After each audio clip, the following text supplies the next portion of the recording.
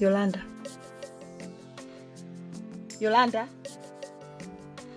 Amka mwanangu. Umekucha.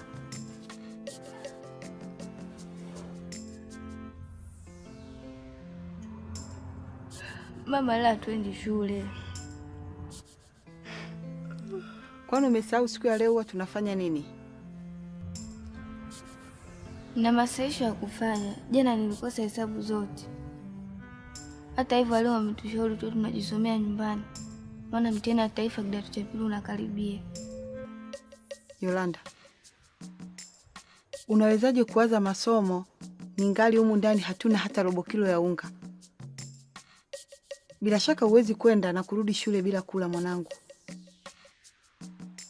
Masaisho tafanya kesho. Amka twende.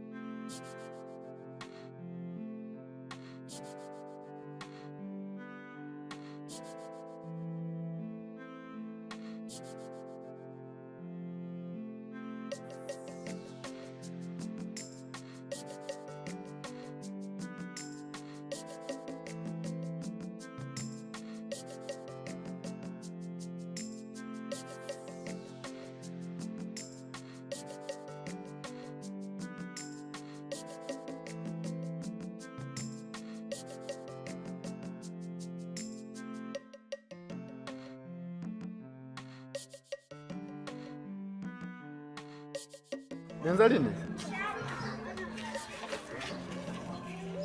Yolanda. Huyu ni nani? Mwambie. Kwani pale napitaga nikiwa naenda shule. We kijana, unataka nini kwa Yolanda? Kijana, huyu ni binti yangu. Nimewekeza vya kutosha sana kwake. Usitake kunipa shida mimi mamake. Nitakuja nikupige kichwa nikuue. Mama, ni utani tu. Koma wewe. Kama ni utani, nenda kamtanie mama yako mzazi. Pumbavu wewe. Pita.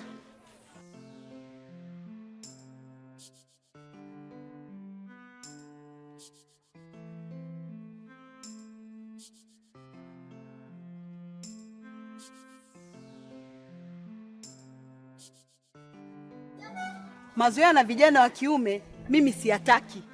Usirudie tena.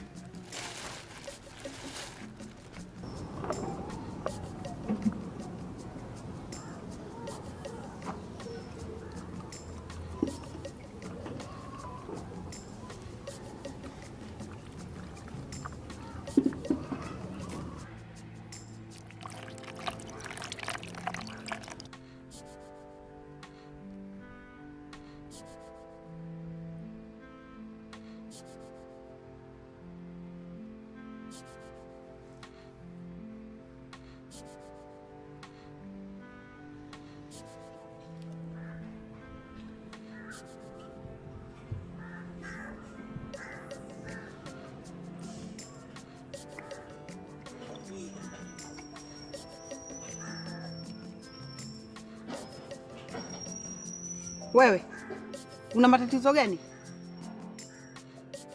Mbona hauli?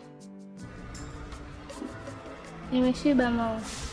Pumbavu wewe. Umeshiba nini hapa? Kwa mkate gani uliokula uniambia umeshiba? Hivi, unajua kama natafuta hela kwa tabu sana? Kama ulikuwa una ratiba kula, si ungeniambia hii hela ingefanya kitu kingine.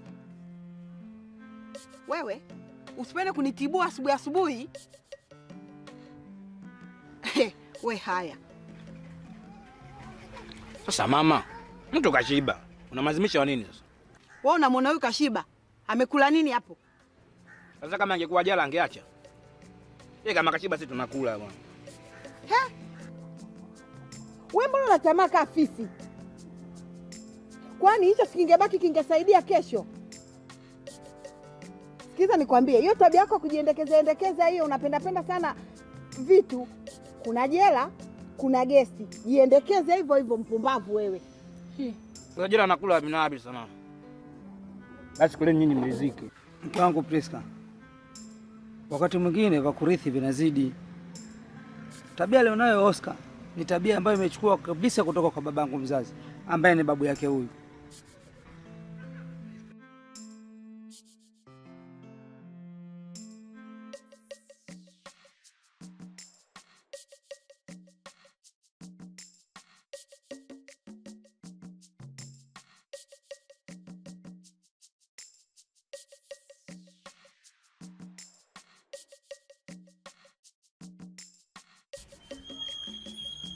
Yolanda. Shikamoo. Marahaba. Nenda shule, unachelewa mwanangu. Nakutakia siku njema mama.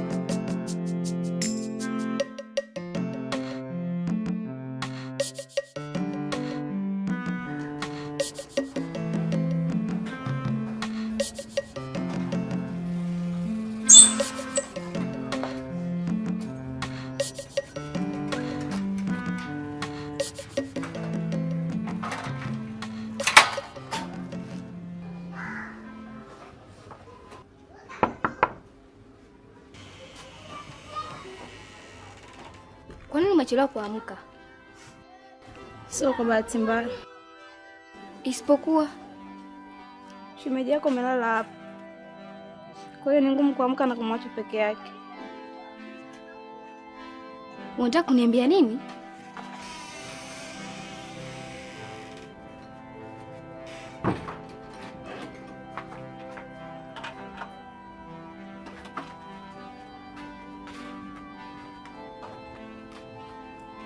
Anaitwa Buchumi.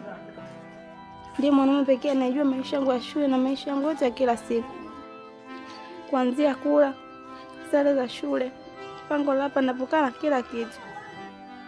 Baba yako na mama yako wanakusaidia nini kwenye maisha yako? Hakuna kitu usikijua katika maisha yangu. Nimezaliwa katika familia duni sana. Hali inapelekea wazazi wangu kuto kusaidia kitu chochote kwa upande wa elimu yangu. Kama unavyojua na mimi napenda shule. Unadhani ningefanya nini?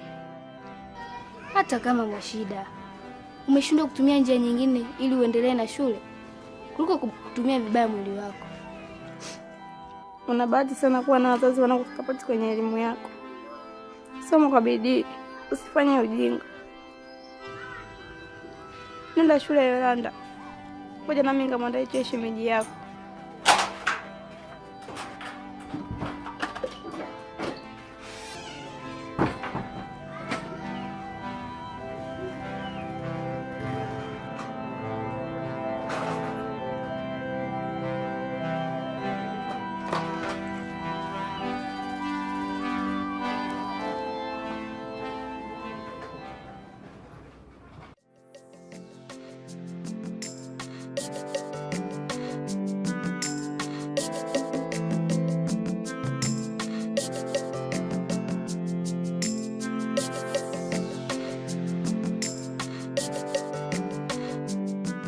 Let us proceed with our topic. And our topic for today, we are going to discuss about the numbers. I think you understand here, our subject is basic mathematics.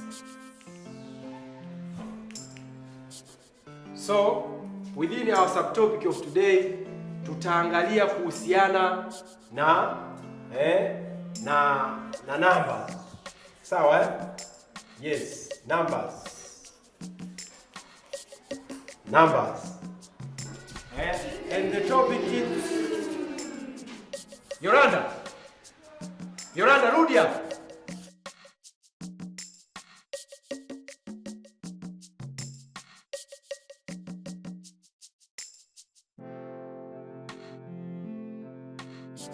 Unafikiri hii shule ni ya? Rudi kule. Okay, so let us proceed with our topic and let us see the question. Yes, anyone who going to answer the question as follows? Yes, the question is 2 times 2 plus 2 minus 6 equal to Yolanda 12.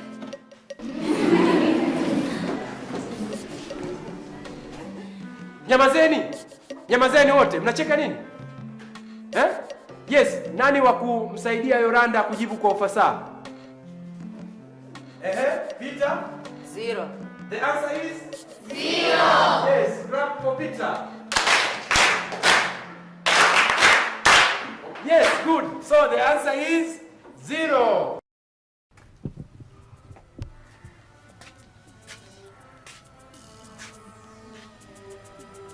Yolanda, nione mitihani yako ya muhula. Hatujapewa baba. Unanongopea hata mimi? Baba, unafanya nini? Mimi baba yako nimekuzaa wewe? Au baba yako humjui?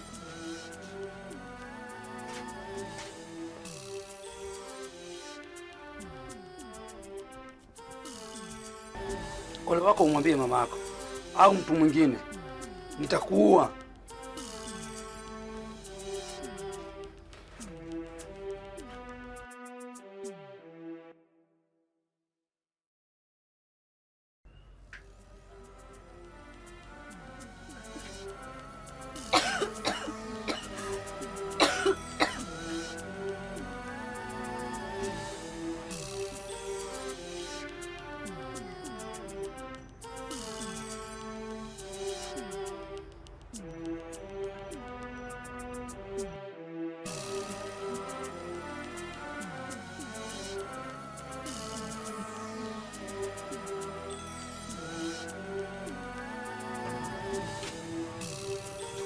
Lumumba, Yolanda amesharudi shule?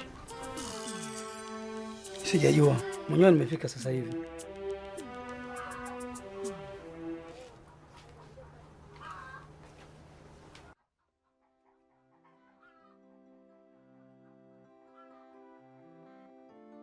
Wewe, mbona umelala mapema hivi? Kichwa kinaniuma mama.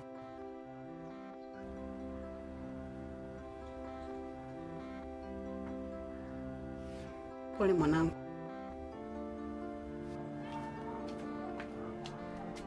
Lumumba, mtoto anaumwa, hata kumpa panado umeshindwa. Umekaa tu gunia la mahindi. Baba wa kambo una tabu wewe jamani. Kaa.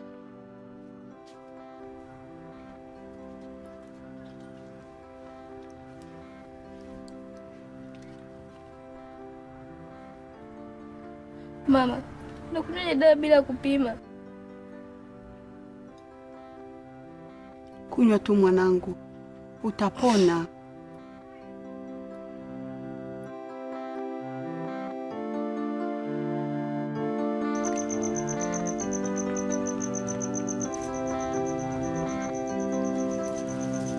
Yolanda, mbona siku hizi sikuoni ukiniletea ripoti wala mitihani?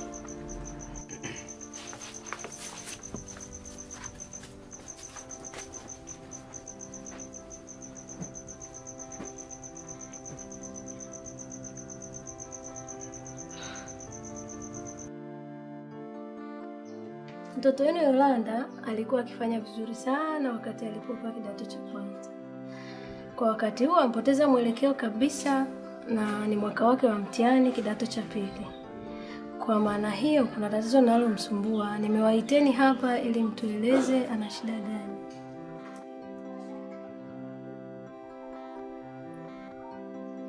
Mwalimu, mimi sina la kusema. Kwa kuwa mwenyewe yuko hapa, atatuambia kinachomsababishia kurudi nyuma. Eti Yolanda, umepatwa na nini mwaka huu? Au umejiingiza kwenye mahusiano? Wewe, sina kuuliza. Hakuna kitu. Masomo magumu tu. Hata hivyo, Yolanda amekuwa mtu wa kujitenga, kukaa mwenyewe peke yake, hataki kukaa na wenzake. Kwa misingi hiyo, kuna tatizo linalomsumbua. Ingekuwa vyema akitueleza. Mwache akae kimya. Ataenda kuongea vizuri nyumbani. Au baba mtu unafahamu lolote juu ya binti yetu?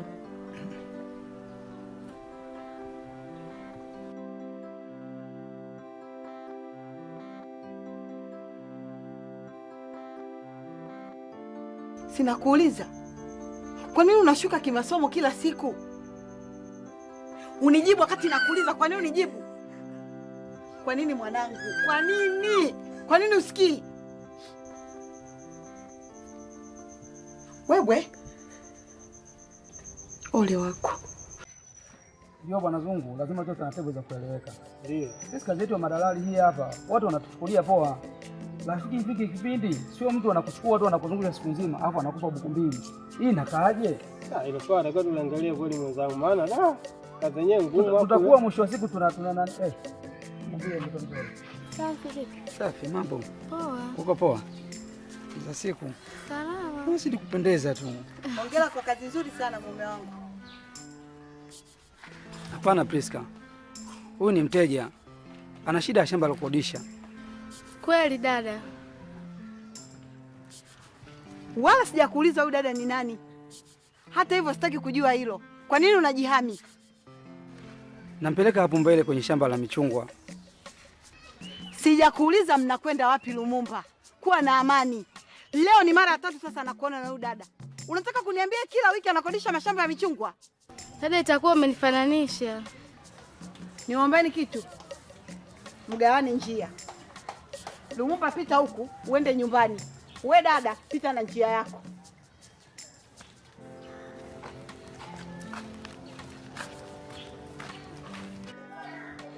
Unaona Yolanda, kuanzia form 2 kuja kupata alama zaidi ya 50. Hivi kidato cha pili utatoboa kweli? Naomba unisaidie mwalimu. Yolanda, hakuna msaada zaidi ya kusoma kwa bidii. Mwalimu, kwani hakuna njia nyingine ya kutumia mpaka kusoma kwa bidii? Yolanda, kama ingekuwepo kila mwanafunzi angefaulu, tena kwa alama ya juu sana.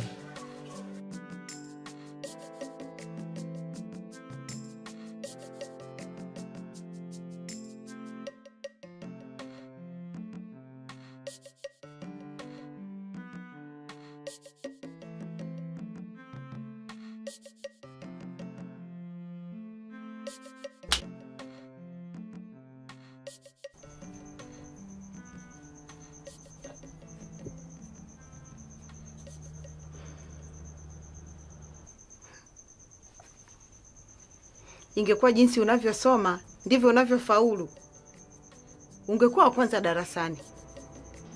Na ole wako mwaka huu ufeli mtihani wa kidato cha pili, ndio utanijua kama mimi ni mama yako au la.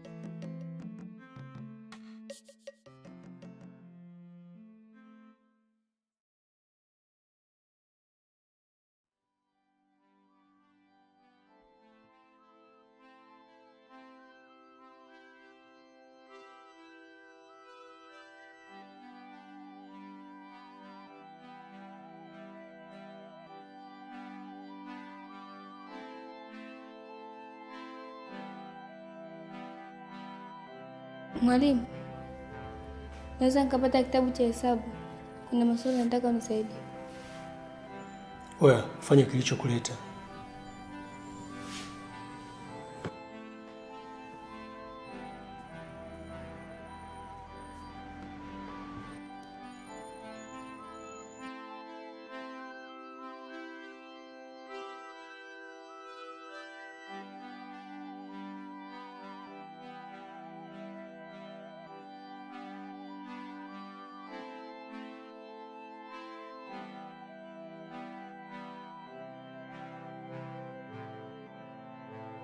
Musa. Bwana vipi bwana, una shamba ruzueka hapo, kuna mtu ana pesa mkononi hapa. Lipo 50,000. Anaweza akalipa? Haina shida, iko wapi? Tukutane basi chini ya mti mkubwa hapo. Poa poa, chukua pikipiki haraka basi tutamkuta pale. Okay, poa. Poa.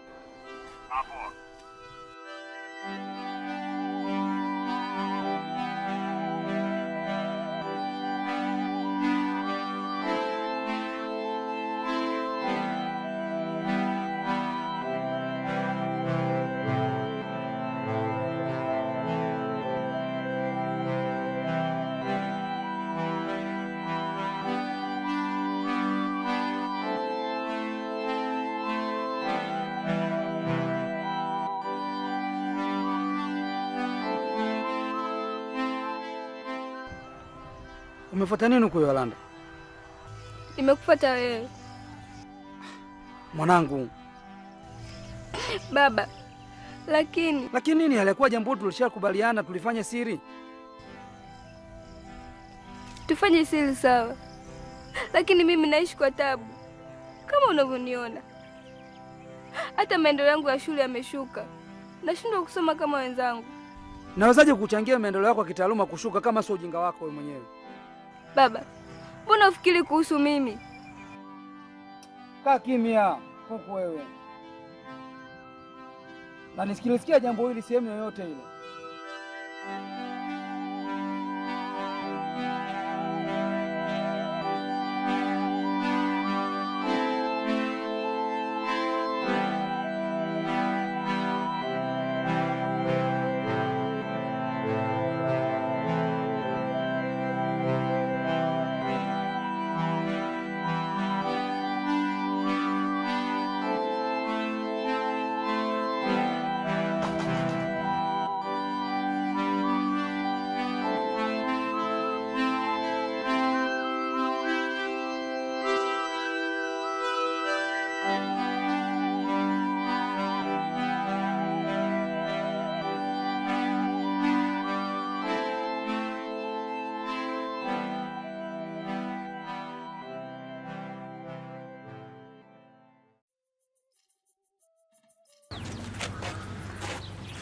Laili, rafiki yako umemwacha wapi?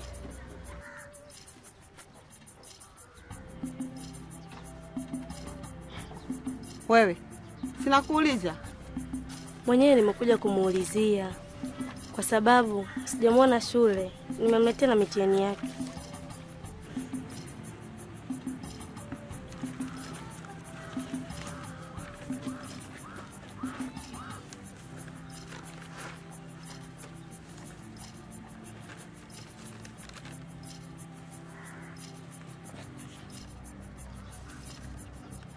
Umeona alichofanya mwanao? Kumumba. Huyu mtoto atakuwa ameenda wapi? Maana ameamka asubuhi amesema anaenda shule. Priska, unaona nastahili kukujibu swali hilo kweli? Kwa hiyo kukushirikisha imekuwa kosa? Sio kosa, lakini mimi naona sistahili kukujibu swali hilo. Hata hivyo, watoto wana mambo mengi sana. Lakini pia kuna wakati walimu huhitaji wanafunzi kuwasaidia shughuli zao binafsi. Hivyo huenda ameenda huko na leo darasani hakuingia. Busara ni kukaa kimya na kumsubiri atakaporejea, ndio atakuwa na majibu sahihi ya wapi alipokuwa. Subiri arudi, ndo ataniambia alikuwa wapi. Muda ni mwalimu mzuri sana mwanangu. Huenda usilione hili kwa sasa, lakini kuna wakati ukifika utaona umuhimu wa muda uliopoteza hapo nyuma. Kwa nini mama? Nilipokuwa mdogo sikuwahi kufikiria kwamba ipo siku ningeweza kuishi maisha ya kuuza genge sokoni, lakini nagundua kwamba matokeo haya yametokana na uzembe niliofanya hapo nyuma, tena kwa makusudi. Tuachane nayo. Leo umesoma nini shule?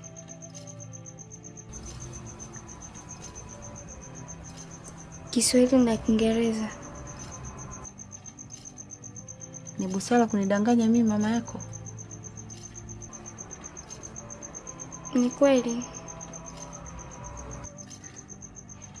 Hata hivyo, leo hauko sawa. Kuna kitu umefanya wewe. Hakuna kitu.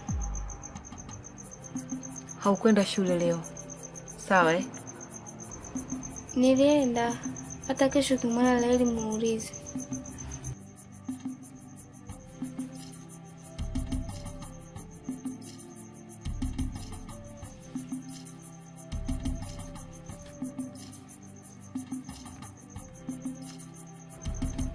Nataka uniambie leo umeshinda wapi?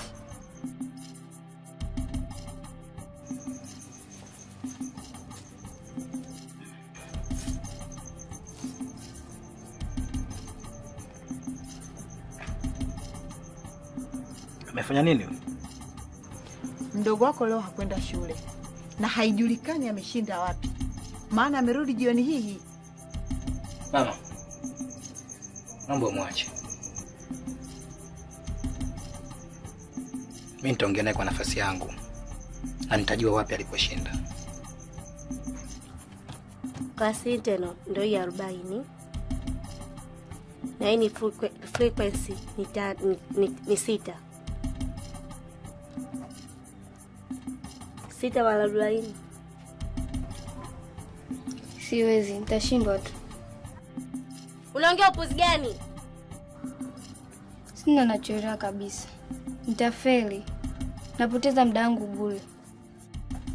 Yolanda, acha ujinga. Kaza buti.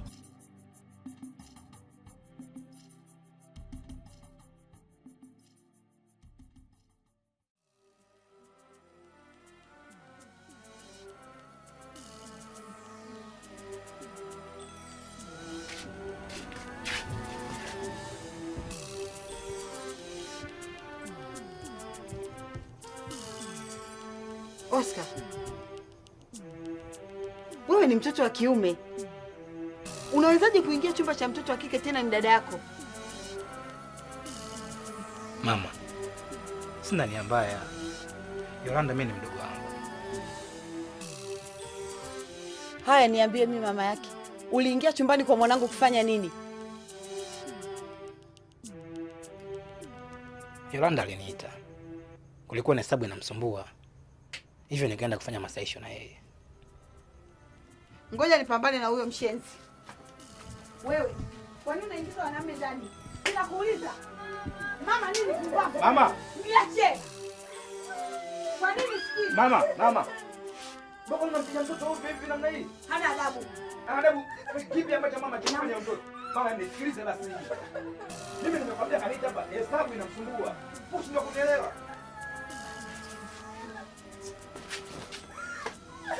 Wewe nitakukata hayo masikio yako.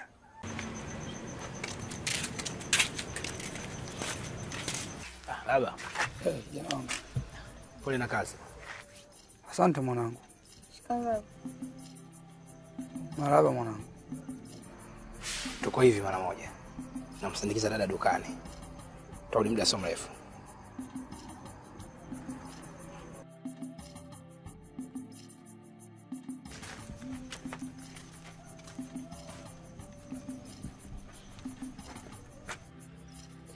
Ndoto zangu zimeyeyuka kama barafu. Kwa nini? Oscar, nina ujauzito. Nataka uniulize mimba ni ya nani na nimeipataje? Ninachomba ni msaada wako. Yolanda, umejiingiza kwa matatizo makubwa sana mdogo wangu, lakini wewe hujui tu. Nataka kuacha shule, nahitaji kubaki salama pia. Yolanda, unawezaje kuacha shule ukiwa kidato cha pili? Hebu kwa serious basi Yolanda. Niko chini ya miguu yako.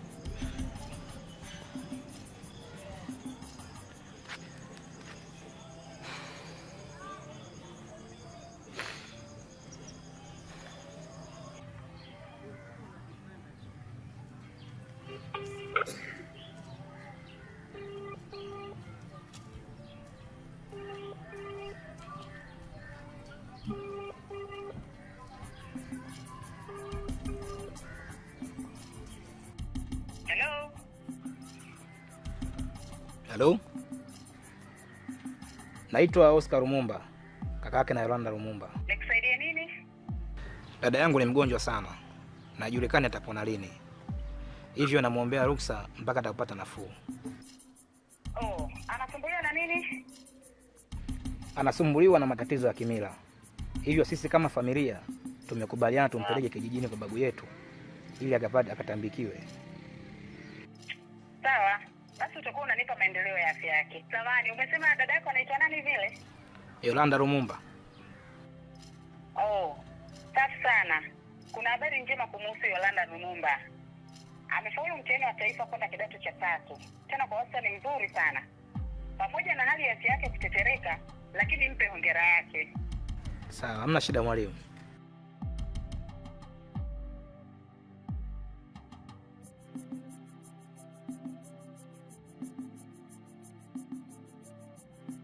Miezi mingapi?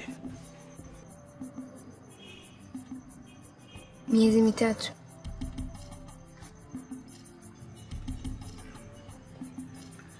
Baada ya miezi 6, panapo majaliwa, unaitwa mama.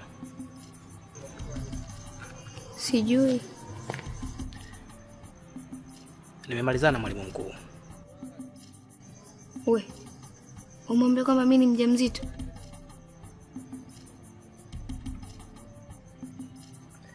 Nimeongea naye kiutu uzima, amenielewa. Isije kama umwambia kwamba mimi mjamzito. Mimi bado na ndoto za kusoma. Haiko hivyo kama unavyofikiri.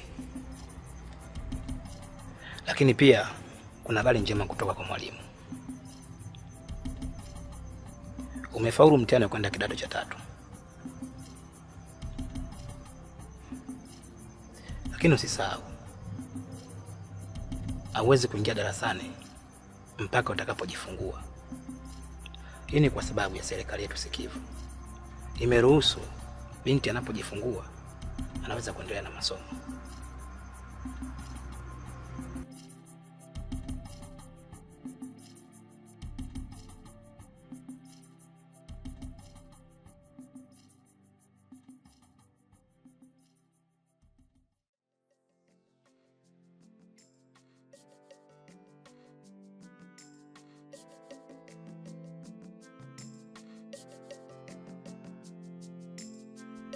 Utoto bwana. Unaona unavyoangalia ile tumbo lako. Hata mimi enzi za ubinti wangu nilikuwa nikienda kuoga mtoni. Naweza nikatumia hata zaidi ya dakika 30. Najiangalia tu maumbile yangu. Umemrithi mama yako mwanangu.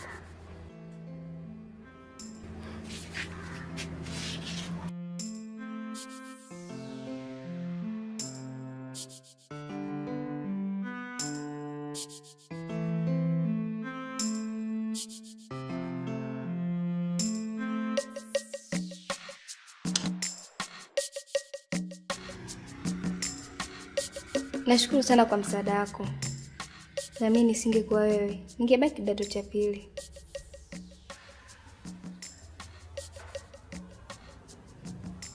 Naamini sasa unaweza kusimama kwa miguu yako.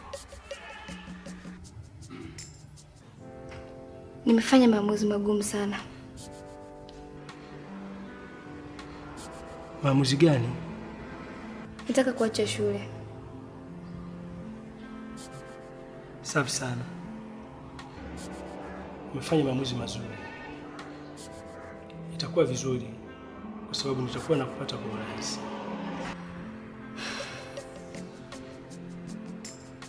Hata hivyo, na ujauzito wako.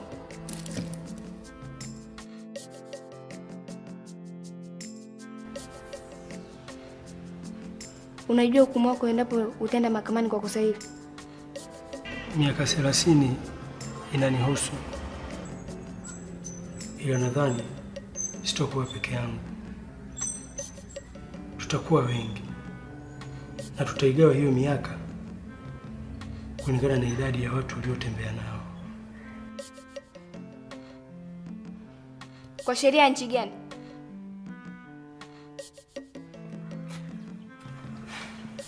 Yolanda, ni shetani gani aliyekukuta mpaka kuingia kwenye mtego huo? Ndoto kaka, ndoto. Zimefanyaje? Nahitaji kutimiza ndoto zangu. Naomba uniambie, huo ujauzito ni wa nani? Oscar, una nini leo? Ujauzito huu utakuwa nani kama sio kwangu mimi? Hivi Kiswahili changu si umekielewa vizuri? Kwa bahati nzuri somo la Kiswahili haijawahi kunipa shida darasani.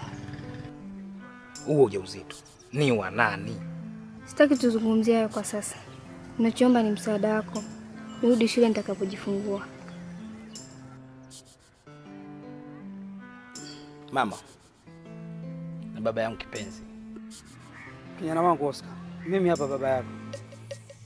Ni kosa gani ambalo mtoto wenu akilifanya hamtakuja kumsamehe kabisa? Unataka kutuambia nini? Halipo kijana wangu. Makosa yote yanasameheka. Hata vitabu vya dini vinatuasa kila siku. Wewe ni mzazi mwema sana. Kuna usemi wa Swahili wanasema kwamba mtoto akinyia mkono huwezi kuukata. Na kwa nyongeza tu, mtoto ni mtoto na makosa yote yanasameheka. Hata angefanya nini. Wazazi tunavumilia mengi. Hata sisi tulikosea wazazi wetu na walitusamehe. Basi mtoto wenu kipenzi Yolanda ndio binti ya kipekee sana katika familia hii. Mpaka hivi sasa ninavyozungumza ana ujauzito.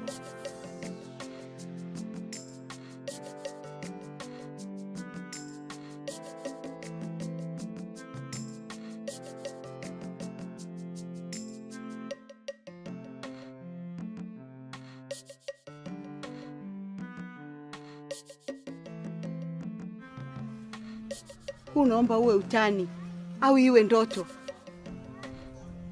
Kama itakuwa kweli, nitafanya maajabu, dunia itanishangaa.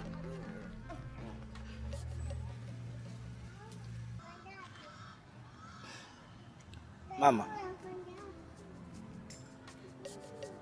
mwanao anastahili msamaha. Wewe Oscar, huu utaniuza, sio umevuka mipaka. Kijana wangu, siku nyingine usifanye hivyo. Kuna baadhi ya mambo sio ya kuletea masihara. Mama yangu mzazi alishafariki. Nilikuwa nikimuona Yolanda kama namuona mama yangu, kwa sababu amefanana naye sana. Hawezi kunizalilisha.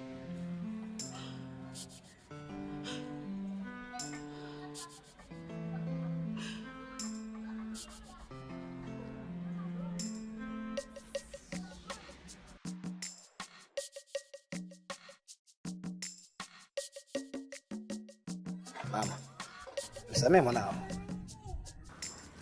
Nimeshamsamehe kwa sharti moja tu. Sikutaki hapa nyumbani kwangu. Ondoka haraka sana. Chukua kila kilicho chako mwanangu, ondoke. Sikutaki. Ishi hapo hapo. Mchukulie mizigo yake, aende anapopajua. Mama, ataenda wapi? Kaa kimya. Kwani mimba alipewa na jiwe? Nipe nafasi ya kuzungumza, nikueleze tatizo langu, huenda ukanielewa. Nimeshakwambia nimekusamehe. Una kitu hiki kimoja hapa nyumbani mwanangu, ni kwenda. Nenda Yolanda.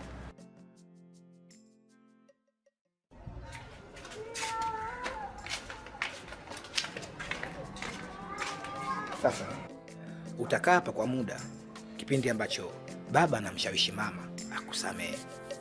Oscar, kwani hapa ni kwa nani? Baba kalipia hapa miezi 6. Mimi hapa sijapapenda, mgeniuliza.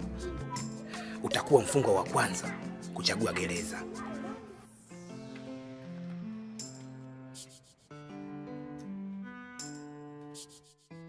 Unafikiria nini kuhusu elimu yangu, afya yangu na kuhusu ujauzito wako?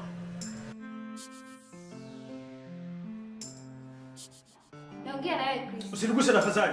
Nimesikia kila kitu. Kwa nini umenyamaza kimya? Sasa kuona nyumbani kwangu. Ondoka. Naondoka, lakini kama wewe unajua ya mbele, mimi najua ya nyuma. Nenda huko na misemo yako ya kijinga bwana. Nimekuja kukuaga. Kesho asubuhi panapo majaliwa, naenda kuonana na mwalimu mkuu ambaye ni bosi wako. Akishinda kunisaidia, naenda kwa afisa elimu. Hapana Yolanda. Uenda kufanya nini kwa mkuu wa shule? Naenda kujua hatima ya afya yangu. Afya yako inamhusu nini mkuu wa shule? Kwa sababu anayehusika na afya yangu anisaidie kwa chochote. Kama au mwaga ugali, mimi na mwaga mboga.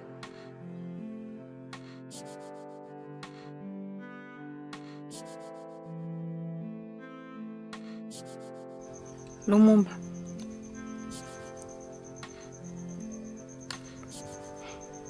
wewe ni baba wa aina gani?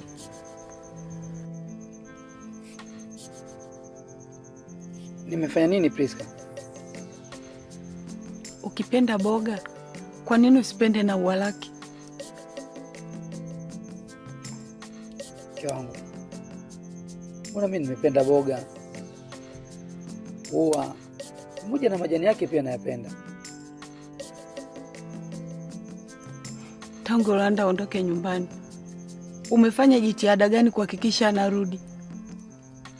Ningefanya jitihada gani? Alikuwa alimfukuza ni mama yake mzazi.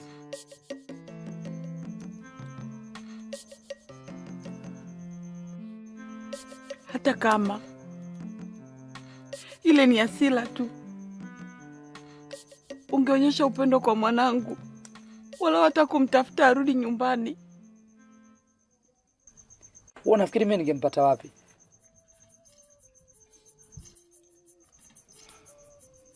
Unasemaje wewe mpuzi?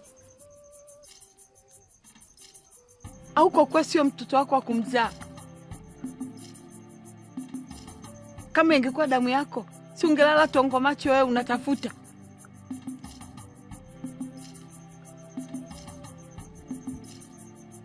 Unafikiri angekuwa mwanangu ningemfukuza? Angebaki hapa nyumbani na angejifungulia hapa hapa. Ni maneno gani hao unaniambia mimi ya kipuuzi? Kwa swala la Yolanda kupata ujauzito naliona la kawaida na lingefaa kubarikiwa. Unadhani ya aibu ingekuwaje? Nimechoka na lawama zako Priska. Tena nimechoka kweli kweli na lawama zako. Hivi, unajua toka umemfukuza Yolanda tumepata aibu kiasi gani? Lakini pia unajua huko nje anazungumza nini kuhusiana hili swala?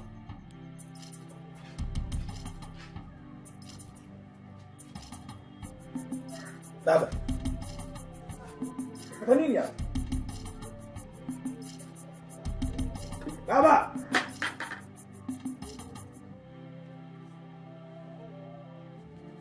Yolanda. Mwanangu Oscar, naomba unielewe na aibu hii. Yolanda, naomba uniambie ukweli. Alafu mimi nitajua nini cha kufanya. Nifanye nini mimi Yolanda? Mwanangu, usinivue nguo. Nitakupa shamba la michungwa. Itakuwa mali yako yote. Baba, umekula kuku na mayai yake?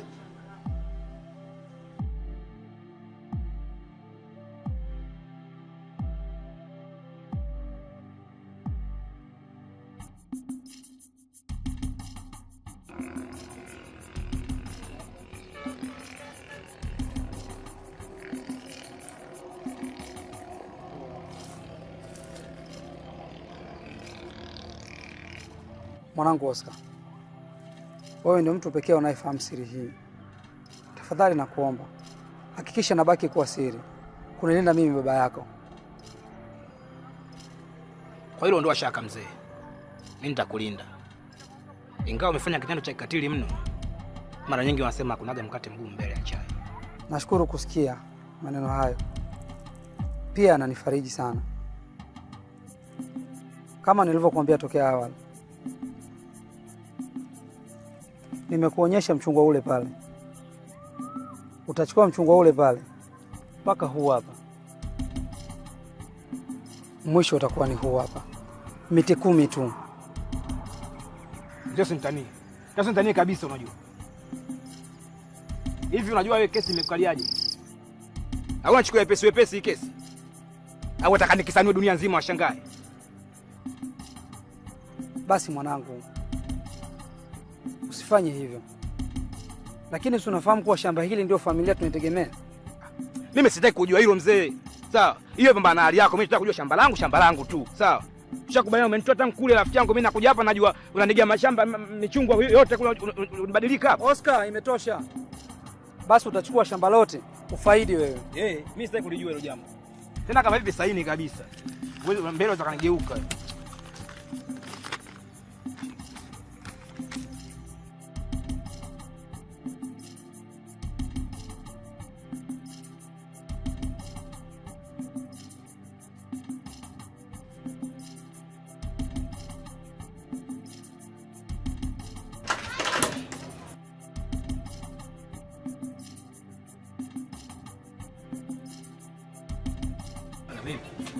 Feshi. Namtafuta nani? Angaja chumba hiki hapa. Hayupo. Amekwenda wapi? Amehama majuzi tu.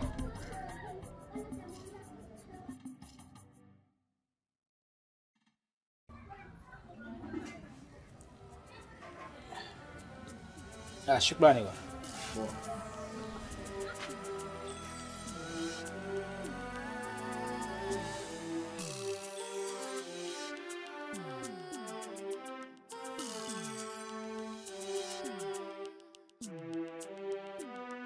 Hao watu waliotoka hapa unawafahamu? Hapana. Kwani wana nini? Samahani, usinifikirie vibaya. Hakuna shida dada. Walikuwa wanataka nini hapa? Kuna binti walikuwa wanamuulizia. Alikuwa amepanga hapa. Sasa ameondoka juzi tu. Sawa. Huyo binti alikuwa anaitwa nani? Anaitwa Yukoni. Hata sikumbuki vizuri jina lake. Amekaa hapa kwa muda gani? Sio muda sana.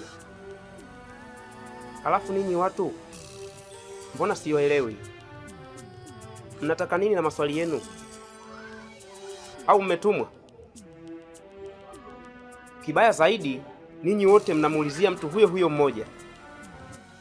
Asante sana kaka kwa maelezo yako mazuri. Mungu akubariki. Siku njema. Na wewe pia. Mama yangu niliwahi kumsikia akiongea na rafiki yake kuhusu umri wa mtu kuanza kuhudhuria kliniki.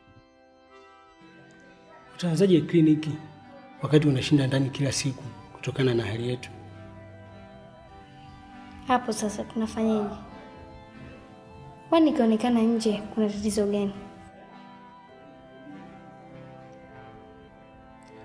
Wazazi wako wanajua uko wapi? Hapana. Sasa nitakaa ndani mpaka lini? Natakiwa kuanza kuhudhuria kliniki. Nitakupeleka kwa dada yangu hapo kijiji cha Kilimani. Utakaa huko na utapata matibabu ya kliniki mpaka utakapojifungua. Mimi nitakuwa huko, wewe utakuwa wapi? Unajilia hujui majukumu yangu? Nawazo zuri zaidi. Tupange ratiba nzuri iliyo inaenda kliniki kwa mwezi mara moja. utaendaje huko kila mwezi wakati tumekubaliana kwamba usitoke nje? Bado naendelea na wazo langu. Wanda kanielewa zaidi. Nitafutie bodaboda atakayekuwa ananipeleka huko jioni. Nalala huko, namkia clinic. Then jioni nitakuwa narudi kwa mume wangu. Hilo unalionaje?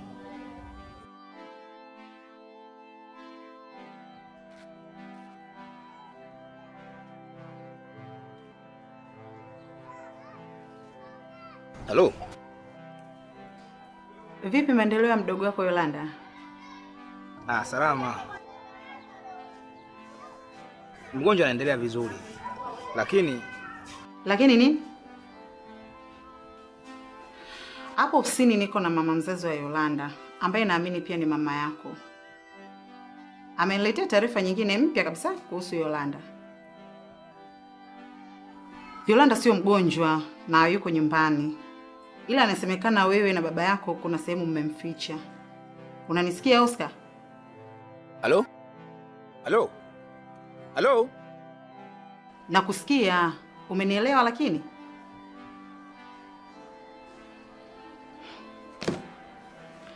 Amekata simu.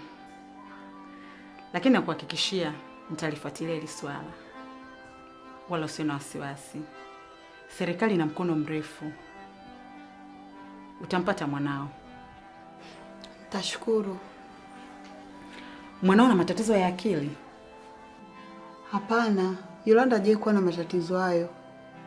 Hata hivyo naweza kusema kwamba sielewi chochote kuhusu Yolanda kuondoka nyumbani.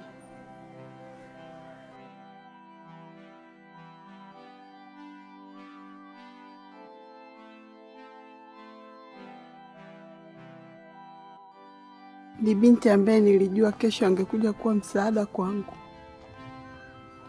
na kwa ndugu zake wengine. Nani? Mwanangu wa pekee Yolanda. Ni kweli kwamba mbuzi wa maskini hajawahi kuzaa.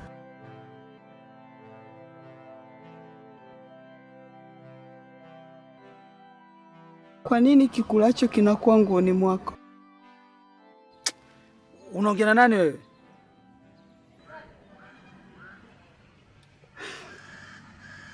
Niliyemtegemea awe mwalimu mzuri wa mwanangu, leo amekuwa mharibifu mkubwa. Kaa kimya. Nikikaa kimya, hii miti na chochote kilichopo hapa kitaongea. Hakuna siri tena. Sasa kila kitu kipo wazi.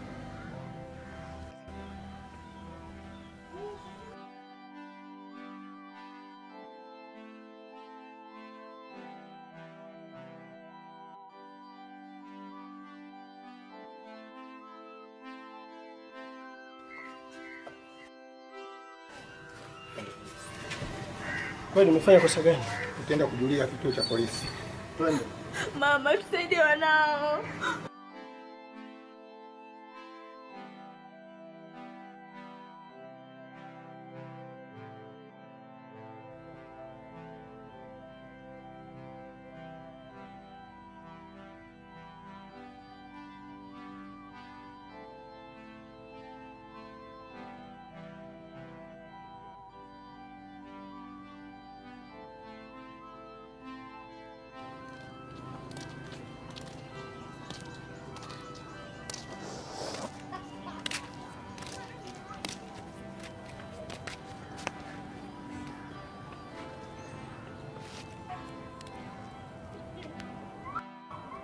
Wewe Yolanda, vipi unaumwa?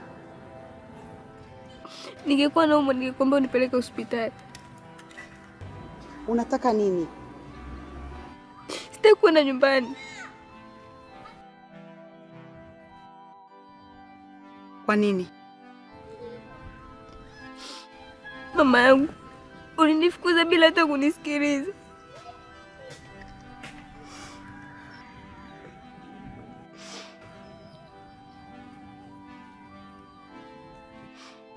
Yolanda, mama yako aliyekufukuza nyumbani ndiye huyu anakuambia sasa urudi nyumbani. Haijai kutokea. Shetani kama malaika.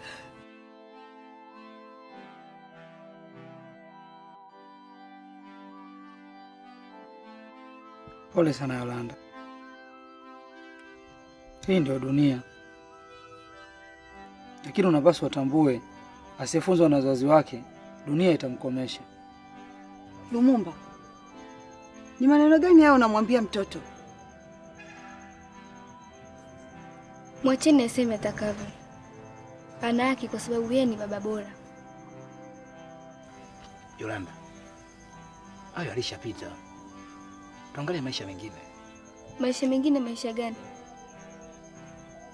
Mimi bado naishi kwa tabu. Yolanda, hapa ni nyumbani kwenu. Tuishi kama zamani. Hapa tutakiwa kumtafuta mkosaji. Lakini tunatakiwa kuanza upya kwa kuwa umerudi salama. Una uhakika gani kama nimerudi salama?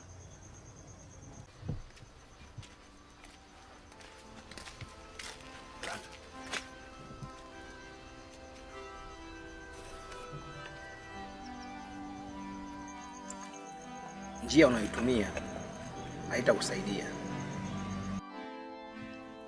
Hata njia ulionipa mwanzo haikunisaidia. Unaenda wapi? Najua ninapotoka, sijui ninapoelekea. Yolanda, usifanye hivyo. Rudi ndani. Kila ninachofanya kwenu ni kibaya. Hata pale ulipogundua unyama unaofanywa na Lumumba, ulipewa rushwa ya shamba na machungwa ili usiseme kweli. Nitasema nini mimi Yolanda? Sina msaada. Kuanzia leo nitakuwa nyuma yako Yolanda. Nakuomba rudi ndani.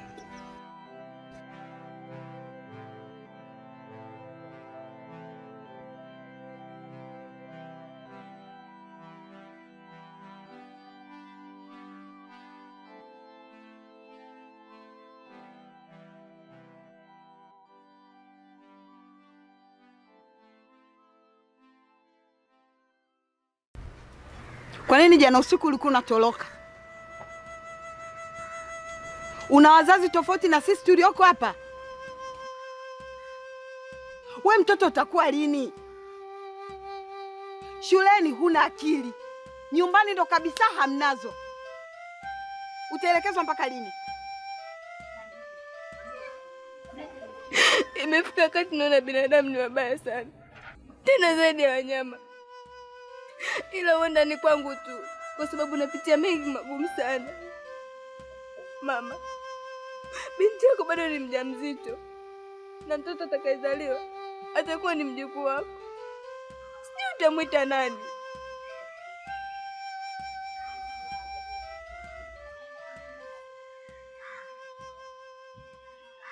Nitamwita jina la marehemu mamangu kwa kumwenzi bibi yako.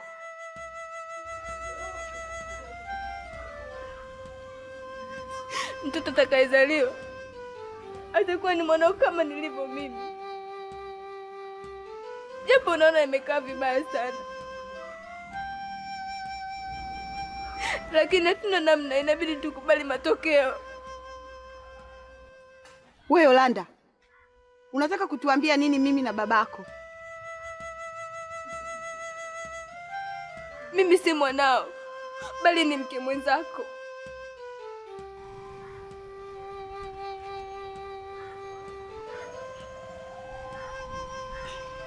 Mke mwenzangu?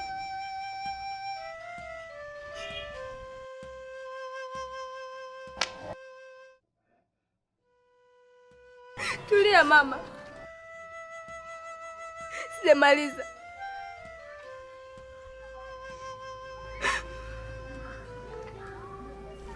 Kwa kuendelea tu, ujauzito huu nimepewa na mume wako Lumumba, ambaye mimi ni babangu wa kambo. Sijui kama ulimtuma au ni akili yake. Nilazimishwa kufanya ngono na mume wako.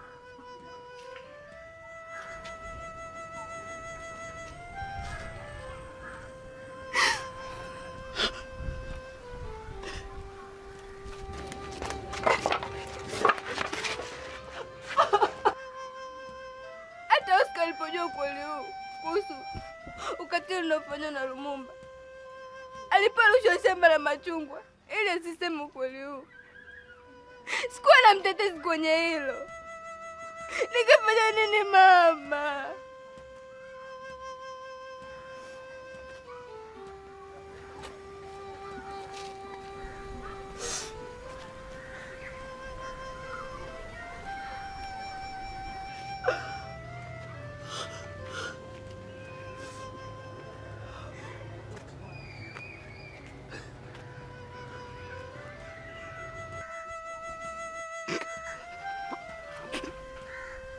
Lumumba,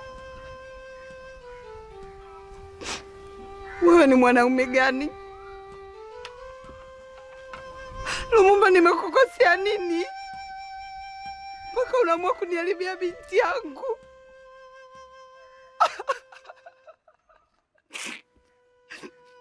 Lumumba, unathubutu kumfanyia binti yangu kuwa mke mwenzangu?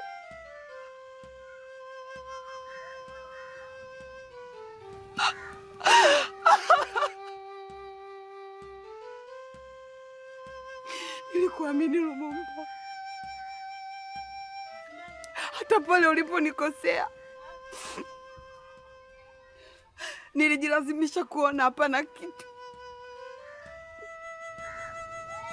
Nilikuamini sana Lumumba, hata pale nilipohisi vibaya nilijilazimisha kuona sio kweli, ni uongo tu. Nimegombana na rafiki zangu Lumumba, majirani wengi tu walipoletea habari kwamba unanisaliti. Nilikuamini sana.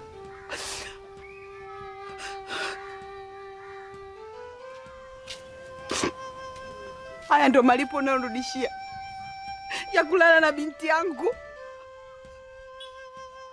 Fanya kuniambia tu basi, mtoto atakayezaliwa na Yolanda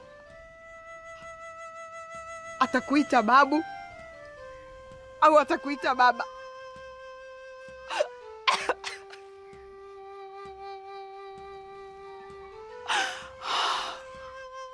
Sina hakika kama utaendelea kula ugali na mlenda uraiani.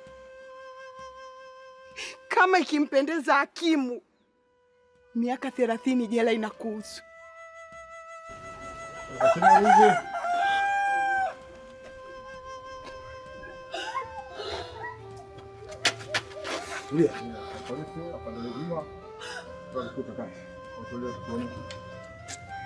Twende.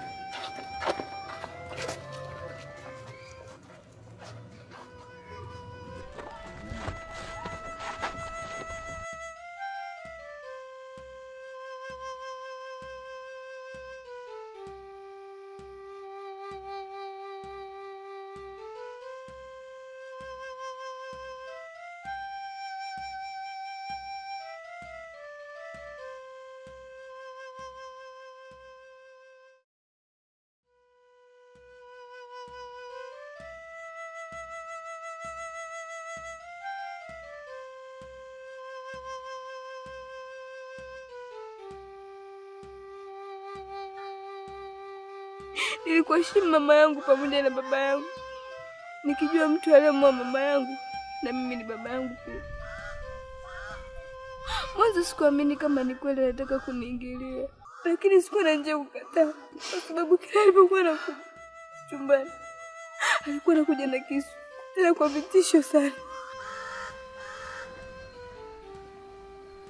Kadri siku zilizozidi kwenda, niliathirika kisaikolojia. Nilishindwa kufanya vizuri darasani. Nilishindwa kila mtihani niliofanya. Unajua kwa nini mama? Ni kwa sababu nilijikatia tamaa kuishi tena duniani. Na kwa sababu hiyo nilijua na kurudia mtihani wangu kidato cha pili. Ndipo nikakutana mwalimu ambaye namkumbuka. Alinisaidia kufaulu mtihani wangu kidato cha pili. Lakini naye pia alitaka rushwa ya ngono. Huwezi kuamini mama yangu, kila nilipokutana naye nilikuwa nalia tu,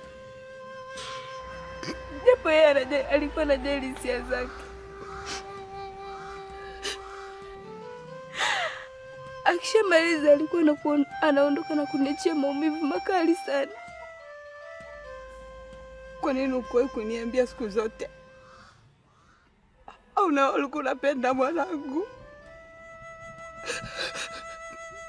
Mama, ukuwahi kuwa rafiki wa binti yako, ulikuwa unanikaripia kwa ukali. Ningefanya nini zaidi ya kupambana na hali yangu?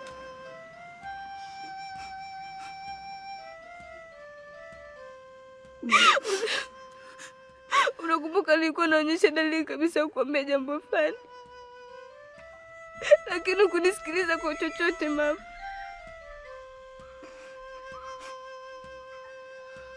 Hata kipindi ambapo nilipokuambia ni mjamzito, nilikuwa naomba kuongea na wewe japo kidogo tu mama, lakini ulinifukuza kama unijui.